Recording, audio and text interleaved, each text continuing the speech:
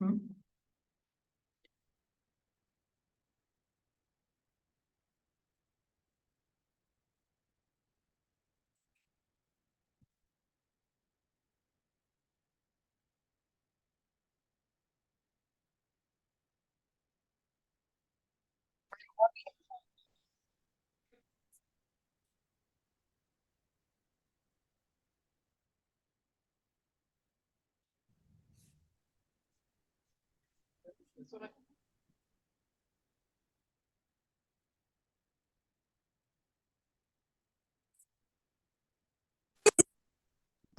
Peut-être que je vais revenir pour un.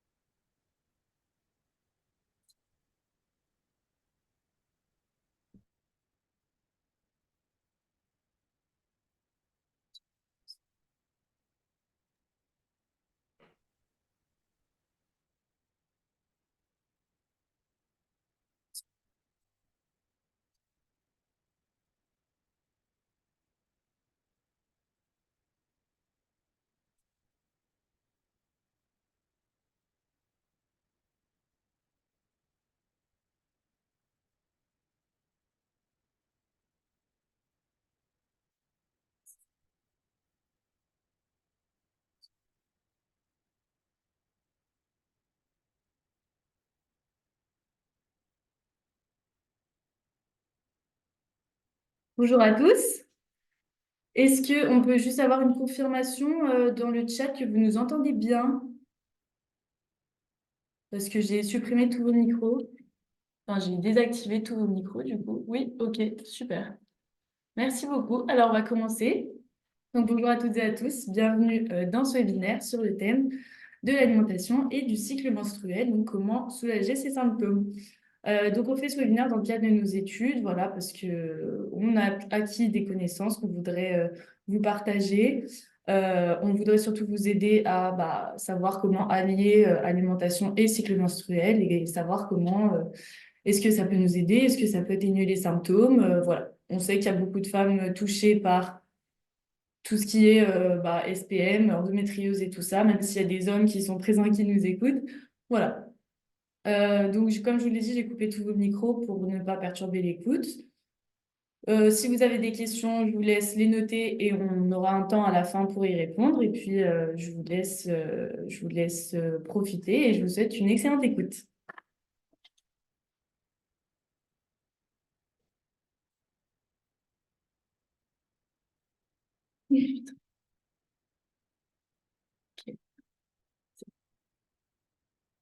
Alors du coup, moi c'est Colline Giaconelli et Estelle Dubouchet. Nous sommes étudiantes en deuxième année de nutrition sportive et en fait nous avons choisi ce sujet parce que nous sommes plus ou moins toutes les deux touchées par des SPM, des douleurs, etc.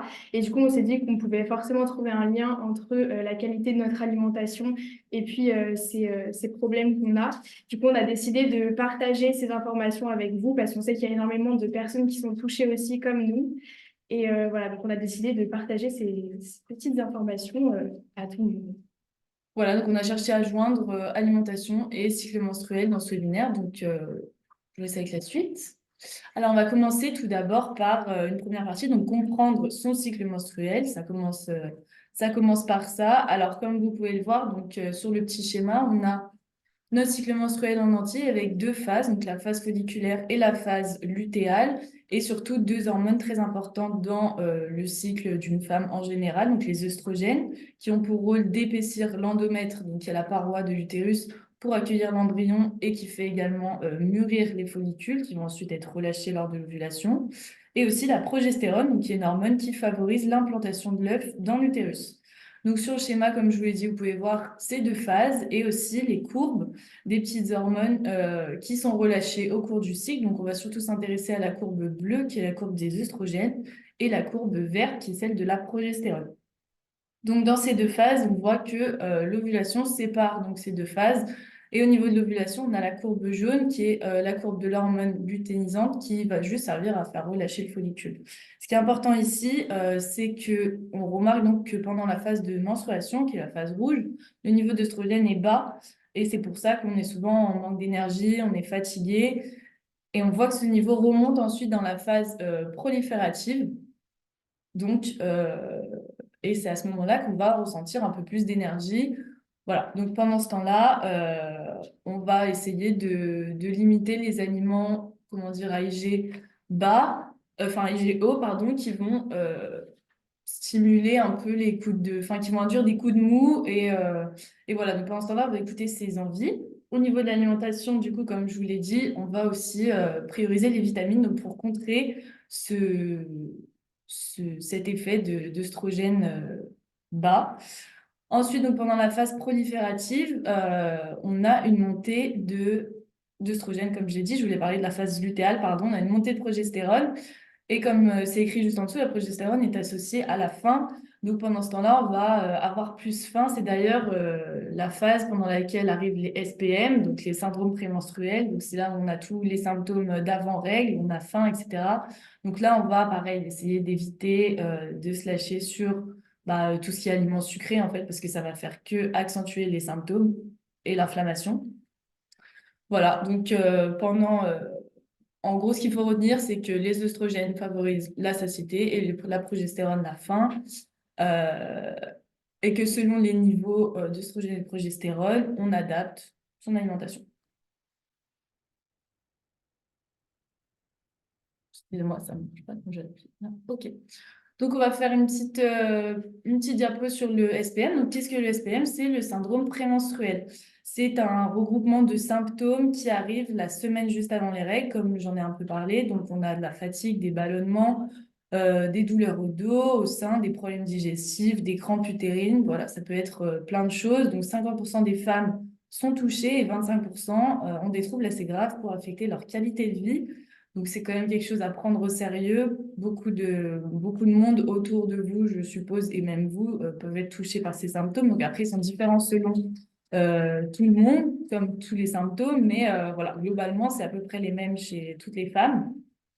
Donc, le SPM est lié à une concentration d'œstrogène dans le sang qui est trop élevée, en fait, souvent due à la surconsommation de café, d'alcool, d'aliments trop riches en phytoestrogènes ou en perturbateurs endocriniens. En fait, le corps va confondre les œstrogènes et les perturbateurs endocriniens. Il va croire que voilà, c'est la même chose, alors que non. Donc, en fait, on va avoir une sursécrétion d'œstrogènes comme je l'ai dit, donc pendant cette phase lutéale, on a l'œstrogène qui va, voilà, les deux courbes vont se rapprocher, plus d'œstrogène que de progestérone. Donc, c'est totalement déréglé. Pour que le foie élimine correctement ces œstrogènes, on va chercher à apporter de la vitamine, notamment B6, B9, B12 et la méthionine qu'on trouve dans les protéines animales, donc viande rouge, poulet, thon, mais également lentilles. C'est aussi des aliments riches en fer, et on le verra plus tard, mais le fer est très important pour lutter contre la fatigue chronique. Voilà, donc à éviter, comme c'est écrit, le café, car il a été montré que les personnes qui ressentent de la fatigue lors des SPM peuvent augmenter leur consommation de café, mais ces comportements sont souvent associés à fumer des cigarettes ou alors consommer de l'alcool, etc. Enfin, en tout cas, dans l'étude, c'est la relation qui a été faite. Évidemment, ce sont des comportements qui favorisent l'inflammation au niveau du SPM et donc qui favorisent les symptômes. Voilà, donc les perturbateurs endocriniens et phytoestrogènes sont surtout retrouvés aussi dans l'alimentation industrielle. Donc pendant ces semaines-là de SPM, on va essayer de privilégier l'alimentation brute. Et on a également le stress pour finir. Donc facile de dire arrêtez de stresser, enfin personne ne fait ça. Mais en fait, le stress va augmenter la production de cortisol qui va lui augmenter la production d'insuline, qui va favoriser le stockage des sucres et la fatigue, etc. Alors, d'où viennent ces douleurs? Tout simplement, elles apparaissent lorsque la muqueuse utérine sécrète trop de prostaglandines. La prostaglandine sont des médiateurs chimiques, donc des cytokines inflammatoires qui permettent la communication entre les cellules, en fait. Mais lorsque cette prostaglandine est en excès, elle va provoquer donc la contraction de l'utérus, mais ces contractions trop fréquentes vont priver l'utérus d'oxygène et donc intensifier les douleurs. Voilà, donc c'est pour ça qu'on va se diriger vers une alimentation anti-inflammatoire. Alors, on va passer maintenant sur une grosse partie sur l'alimentation. Donc, comme vous l'a dit Estelle, voilà, ce sera intéressant de mettre en place une alimentation anti-inflammatoire. Alors, pour commencer, qu'est-ce que ça veut dire anti-inflammatoire? Une inflammation, en fait, c'est une réaction de l'organisme à une agression externe ou qui se passe dans le corps. Donc, en fait, l'inflammation, c'est le résultat d'une stimulation permanente des défenses immunitaires. Et en fait, ce qui se passe au moment des règles, c'est que l'utérus, il va sécréter du coup la prostaglandine que vous a présentée Estelle. Et donc voilà, du coup, ça va créer une inflammation. Et du coup, le but de cette alimentation anti-inflammatoire, c'est de combattre ces réactions, ces réactions inflammatoires par l'alimentation. Donc, on va commencer par les oméga 3. Donc, les oméga 3, en fait, ils réduisent la production des médiateurs inflammatoires, donc la prostaglandine, comme vous l'a dit Estelle. Du coup, et ça aussi, ça produit aussi, pardon, d'autres médiateurs qui vont restaurer en fait les tissus qui ont été détériorés lors des règles et lors des douleurs. Les oméga 3 aussi, ils régulent l'humeur, donc ça permet en fait de garder un peu une humeur stable, d'éviter les sautes d'humeur. Ça améliore aussi les fonctions cognitives, donc ça peut être une super source alimentaire. C'est aussi un superbe aliment pour la prévention des maladies cardiovasculaires et de l'état de la peau. Donc, on a souvent en fait une petite appréhension sur les graisses, mais il ne faut pas avoir peur du gras parce que si c'est des sources de bonnes graisses, bah, c'est super important, comme les petits poissons gras, les huiles végétales comme l'huile de colza, les graines de lin. Voilà. Alors, il faut faire attention parce qu'en fait, dans certains aliments, on peut retrouver des oméga 3, mais aussi des oméga 6. Donc, en fait, le problème des oméga 6, c'est qu'ils sont pro-inflammatoires, qui veut dire qu'ils participent à la synthèse de la prostaglandine. Et du coup, le but dans l'alimentation, c'est de trouver en fait le bon rapport entre les oméga 3 et les oméga 6. Donc, on parle en fait à peu près d'une molécule d'oméga 3 pour 5 molécules d'oméga 6. Donc, ce qui est pas mal, c'est qu'en fait, l'huile de noix, par exemple, elle a à peu près ce bon ratio, ce bon équilibre, donc qui peut être important à utiliser dans l'alimentation. Alors, on va passer sur le magnésium maintenant. Le magnésium, il est super intéressant parce qu'en fait, il permet de relâcher tous les muscles du corps, donc notamment les muscles de l'utérus, par exemple, grâce à son action myorelaxante. Du coup, il réduit aussi les crampes grâce à ça. C'est aussi un anti-stress, il permet d'éviter la fatigue et les sautes d'humeur. Et il est aussi super important parce qu'en fait, il régule l'action de la prostaglandine, donc l'hormone qu'on a vue juste avant. Il permet aussi d'empêcher les crampes menstruelles qu'on appelle les dysménorrhées. Et il faut faire attention parce que quand on est en carence de magnésium, ça peut permettre en fait d'accentuer l'apparition des SPM, donc des syndromes prémenstruels. Donc, voilà, donc le magnésium, vous pouvez le trouver dans le chocolat noir à plus de 85% généralement, dans les légumes à feuilles vertes, les noix de cajou, le quinoa et bien d'autres aliments. Alors, on va passer sur les vitamines maintenant. Alors, ce qui est bien avec les vitamines, c'est que la plupart, elles sont antioxydantes, donc elles vont permettre de réduire l'inflammation et donc de réduire les douleurs par la suite. Alors, quelques spécificités. Les vitamines A, D et K, elles sont principalement anti-inflammatoires.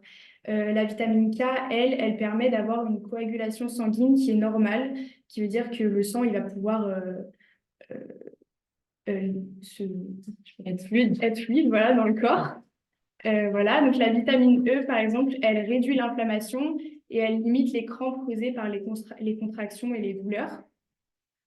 La vitamine B, elle diminue l'anxiété, les sautes d'humeur et elle régule aussi l'activité hormonale, donc ça permet d'avoir des hormones qui fonctionnent normalement. La vitamine B6, elle est super intéressante parce que si on la corrèle avec le magnésium, donc on la prend en même temps, elle permet de faciliter l'absorption du magnésium. Et donc, vu qu'on l'a vu précédemment, le magnésium est super intéressant aussi. La vitamine C, elle, ce sera plutôt pour le tonus, la vitalité, et elle accélère aussi, elle facilite l'absorption du fer. Donc le fer, on en parlera un peu plus tard dans une autre diapo. Et voilà. Et puis la vitamine D, elle est aussi du coup anti-inflammatoire. Et elle, par contre, c'est important en fait de se supplémenter en vitamine D parce qu'elle est insuffisante dans l'alimentation. Et en fait, intéressante parce qu'elle augmente l'absorption du calcium et des oméga 3. Et donc voilà, donc elle est super intéressante, mais il faut se complémenter en vitamine D pour l'avoir et pour ne pas être en carence. Alors, on va passer du coup à un thème sur la glycémie. Alors, tout d'abord, qu'est-ce que la glycémie? C'est en gros la teneur en sucre dans votre sang. Donc, pourquoi garder une glycémie stable? Une glycémie stable, en fait, c'est important parce que le sucre, du coup, il est important pour le bon fonctionnement de l'organisme. Les cellules, elles ont besoin de sucre pour pouvoir produire de l'énergie et donner au corps, en fait. Et une hyperglycémie, donc un trop haut taux de sucre dans le sang, ça va provoquer à long terme en fait, des pathologies telles que le diabète et d'autres complications comme des maladies cardiovasculaires, des AVC, de l'hypertension, une insuffisance rénale. Voilà. Alors, dans le corps, quand il y a une hyperglycémie, donc un trop haut taux de sucre dans le sang, on a ce qu'on appelle une sécrétion d'insuline. Donc, l'insuline, c'est une hormone qui va réguler la glycémie. Et donc, cette hormone, elle va être sécrétée pour faire revenir le taux de sucre à la normale dans le sang. Alors, les conséquences maintenant sur les règles. Donc, du coup, pendant les règles, s'il y a une hyperglycémie, une hausse du sucre dans le sang, il va y avoir du coup une production d'insuline en excès et ça va impacter les ovaires. Les ovaires, quand ils vont recevoir, entre guillemets, trop d'insuline, eh bien, ils vont en retour sécréter les hormones que vous a présentées Estelle en tout début de diapo. Et du coup, ça va accentuer les douleurs. Alors maintenant, comment garder une glycémie stable? Alors, il y a des moyens très faciles.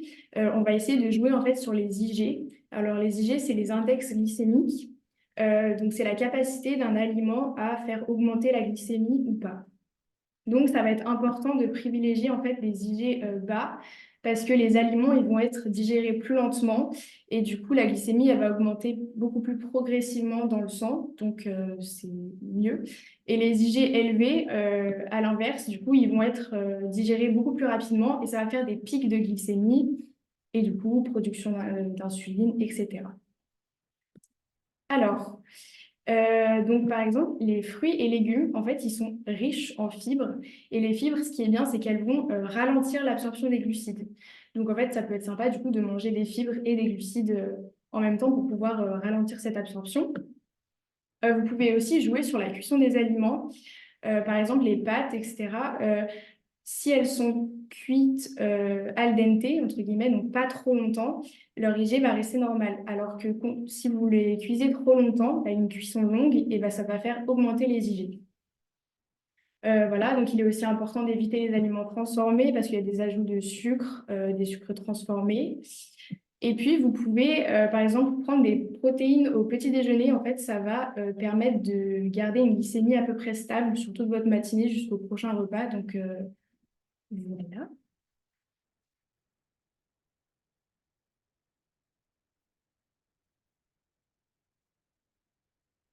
Alors, on va maintenant passer sur une alimentation où en fait il y a une bonne gestion des déchets. Alors c'est super important parce qu'en fait le foie c'est le système principal d'élimination des déchets du corps. Et donc c'est super important en fait de garder une alimentation qui est respectueuse du foie pour lui permettre en fait de détoxifier correctement, etc. Donc voilà, c'est aussi important en fait de garder une alimentation qui est respectueuse de la flore intestinale. C'est primordial de garder un équilibre un peu parce que ça va permettre du coup d'excréter les déchets correctement et d'éviter qu'en fait les déchets ils soient réabsorbés dans le foie. C'est aussi important du coup de garder une alimentation qui est respectueuse de tout le système digestif. On va chercher en fait que le transit soit bon et qu'il y ait une élimination rénale équilibrée, parce que des urines et des selles régulières, ça va permettre du coup d'éliminer tous les déchets du corps liés du coup au traitement des hormones du foie. Alors pour ça, il y a les fibres, du coup, qu'on a parlé juste avant, ça va beaucoup aider, parce que ça va aider à évacuer les déchets, à empêcher leur réabsorption. Alors, les fibres, c'est important de varier les couleurs. On en retrouve beaucoup du coup dans les fruits et légumes. Par exemple, les légumes à feuilles foncées, tels que le chou ou les artichauts, Ça va permettre de réguler l'équilibre acido-basique et de réguler aussi la glycémie, qu'on a vu tout à l'heure. Il y a les légumes amers aussi, par exemple, comme les endives ou l'artichaut. Ça va permettre de stimuler le foie donc, pour qu'il fonctionne correctement. On a aussi les légumes, les fruits et légumes rouges et oranges comme la betterave, la carotte.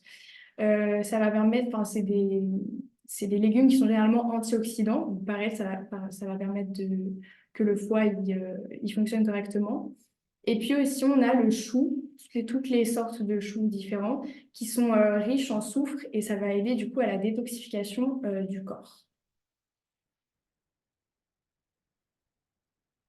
Alors, au niveau de l'hydratation, on n'en parle pas assez, c'est vraiment important parce qu'une hydratation, elle est suffisante à aider le foie et en fait à assurer pardon, ses fonctions de détoxification, d'élimination.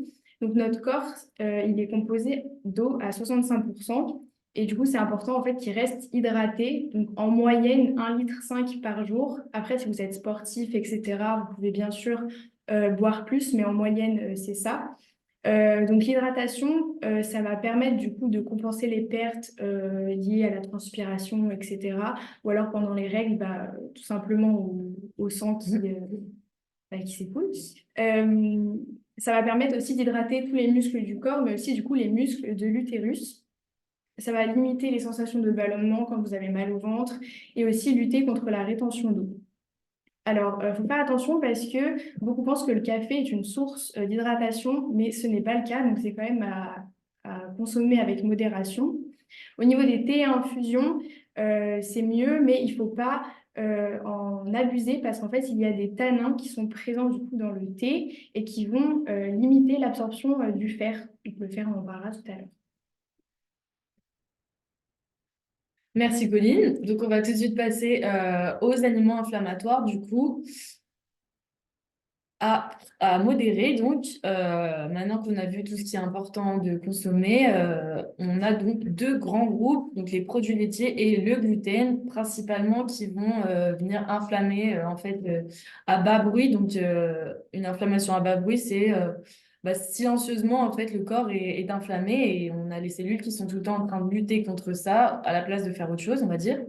Donc, au niveau des produits laitiers, le problème va être principalement, notamment les hormones de croissance et la quantité de lactose, surtout présente dans le lait. Donc, les hormones de croissance en grande quantité dans le lait, les traces d'antibiotiques également, et la quantité de lactose, du coup, qui est plus importante dans le lait que dans, par exemple, les yaourts ou les fromages, parce que, ils vont être fermentés. Donc, dans l'ordre de la fermentation, les bactéries vont manger le lactose, entre guillemets, donc il y en a moins. Mais attention au lait qui peut être très inflammatoire. Donc, des études ont montré que les produits laitiers augmentent donc les marqueurs de l'inflammation dans le sang et ont tendance aussi à entraîner un grand nombre de maladies inflammatoires de l'intestin. Après, c'est selon la tolérance de chacun, voilà, mais pourquoi pas, si vous avez des SPM vraiment très marqués, limiter les produits laitiers, surtout le lait, pendant cette semaine-là, afin de voir si ça change quelque chose ou non. Et il y a de fortes chances que oui, si vous êtes un grand consommateur de produits laitiers. Ensuite, au niveau du gluten, donc le problème du gluten, c'est déjà que beaucoup de gens sont hyper sensibles au gluten et ne le savent pas forcément, à ne pas confondre avec l'intolérance qui est vraiment marquée. Enfin, si vous êtes intolérant au gluten, normalement, vous le savez, mais l'hypersensibilité arrive chez beaucoup de gens, en fait, sans trop le savoir. On est un peu ballonné, on a un peu des gaz après avoir mangé un repas riche en gluten, notamment un plat de pâtes ou des choses comme ça. Mais parfois, voilà, si vous faites un peu attention et que vous regardez vos symptômes par rapport à ce que vous avez mangé, souvent, voilà, le gluten entraîne en fait une inflammation, pareil, de la paroi intestinale, donc de la muqueuse, ce qui fait qu'elle n'est plus perméable et donc, enfin, si au contraire, elle est très perméable, hyper perméable, et donc le problème, voilà, c'est l'hyperperméabilité intestinale, parce que du coup, cette couche est altérée, elle ne remplit plus son rôle de barrière, en fait. Donc finalement, tout passe et les antigènes de la flore intestinale et du système immunitaire vont passer en fait à travers cette paroi qui est censée être une barrière. Et donc voilà, ça cause des troubles digestifs et c'est également le principal problème des maladies inflammatoires de l'intestin.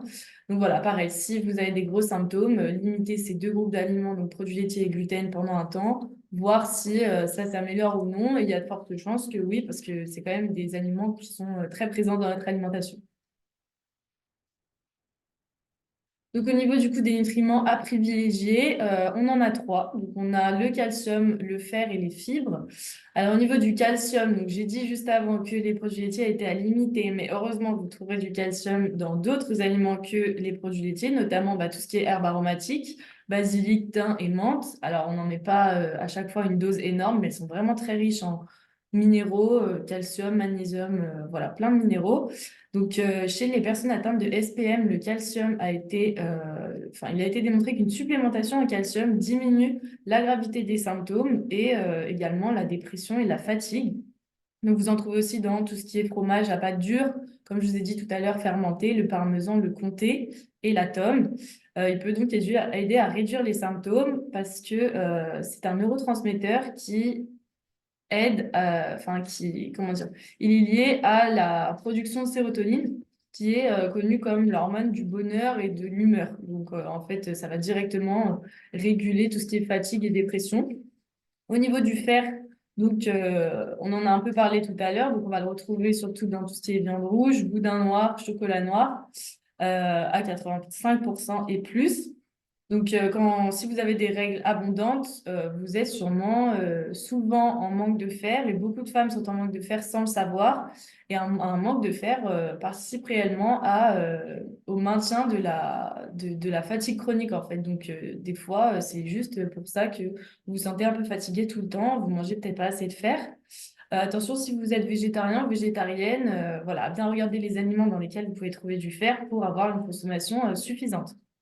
Et ensuite, au niveau des fibres, donc Colline en a parlé, on les trouve pas seulement dans les fruits et légumes, on en a aussi dans tout ce qui est son de maïs, de blé et d'avoine. Donc le son, c'est la coque, on va dire, autour des céréales que vous pouvez acheter comme ça en grande surface.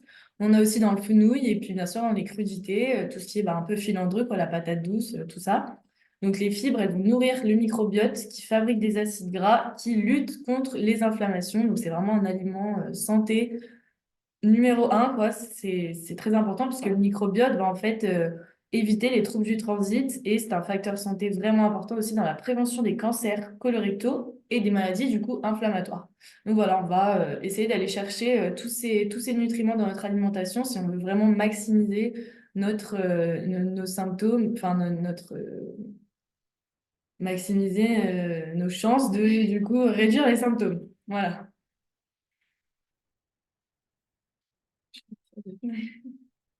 Alors, au niveau du coup du cycle menstruel et du sport, donc on a prévu une petite partie pour celles et ceux d'entre nous qui sont sportifs ou sportives. Donc pour commencer, en cas de douleur et ou SPM, les endorphines produites par euh, l'activité physique réduisent le stress, améliorent la circulation sanguine. Donc vous vous en doutez, c'est quand même un allié de choix lors de symptômes, de douleurs, de SPM. Voilà, d'avoir une circulation sanguine fluide, ça va vraiment aider à la réduction des douleurs.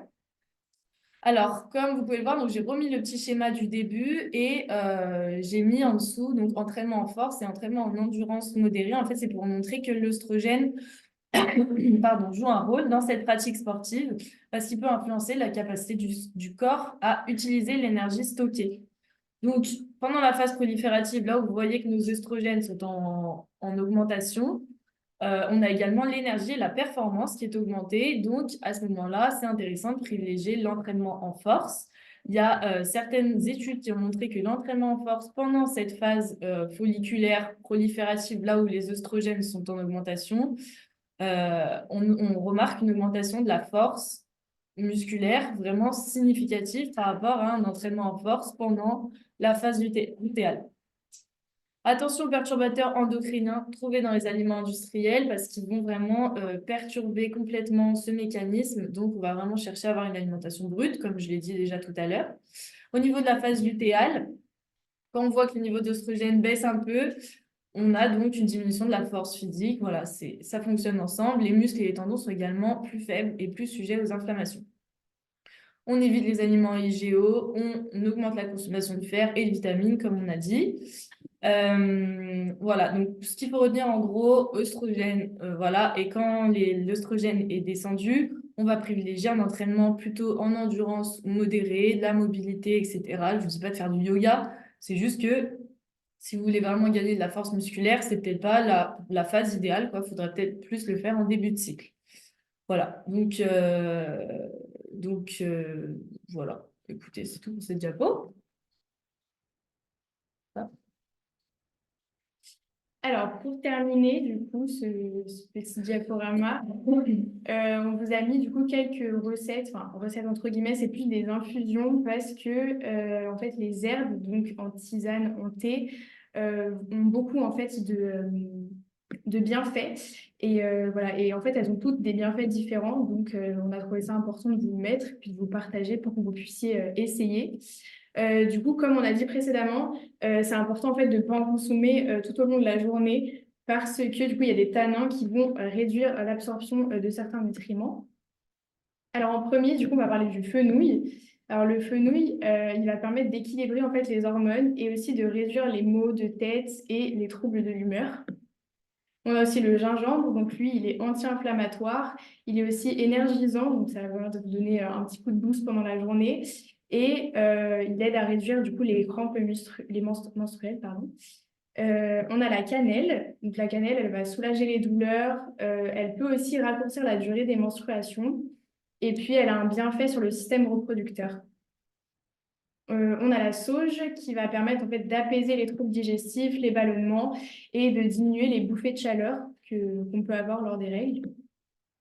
On a la camomille qui va atténuer la nervosité, les maux de tête, diminuer les crampes abdominales et utérines et combattre l'anxiété. Et puis pour terminer, le curcuma, donc du coup qui est anti-inflammatoire, qui permet de fluidifier le sang, donc qui réduit l'intensité des crampes, qui permet un équilibre au niveau des hormones, donc qui va permettre aussi d'atténuer les sautes d'humeur, l'acné hormonal, la rétention d'eau et puis les douleurs mammaires.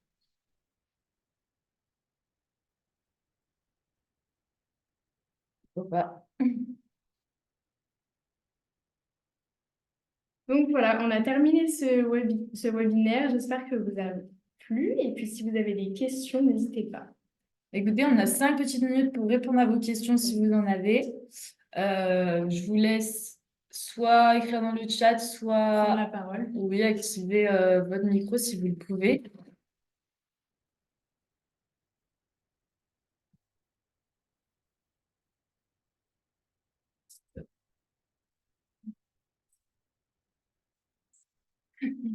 Merci, c'était Merci. super intéressant. Pas de questions, très intéressant. Merci, c'est gentil. Pour ceux qui sont arrivés en retard ou qui n'ont pas eu le temps de tout écouter, merci. Et ben, on pourra en fait mettre un lien avec l'enregistrement de la vidéo pour que vous puissiez écouter notre webinaire. Oui, en fait, on va vous envoyer le replay par mail, ainsi qu'un petit flyer, enfin une petite fiche récap avec tout ce qu'on a dit, parce qu'on a dit beaucoup de choses, il y avait beaucoup d'informations dans un temps voilà, assez limité. Mais on va vous faire une petite fiche où on va mettre vraiment tout ce qui est essentiel à retenir et comme ça, si vous voulez l'imprimer, l'afficher sur le frigo ou la retenir dans votre tête, ou voilà. Super. Bah écoutez, On peut la partager. on peut la partager. Partager quoi? La petite fiche? La fiche ou la vidéo? Pas compris.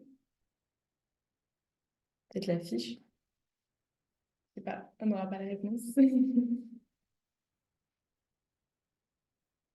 Mais oui, sinon, je pense que vous pouvez la partager. Hein. Bon, bah Nathan, tant pis.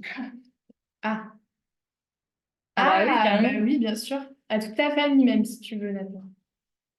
Carrément. Si ça peut servir à d'autres personnes, avec plaisir. Ok. Oui, parce qu'on a désactivé le micro. Bah, écoutez, voilà. merci de votre écoute. Merci d'avoir été là. Sympa. Voilà, on vous envoie le mail et puis à très bientôt. Bonne continuation. Au revoir. Ça va.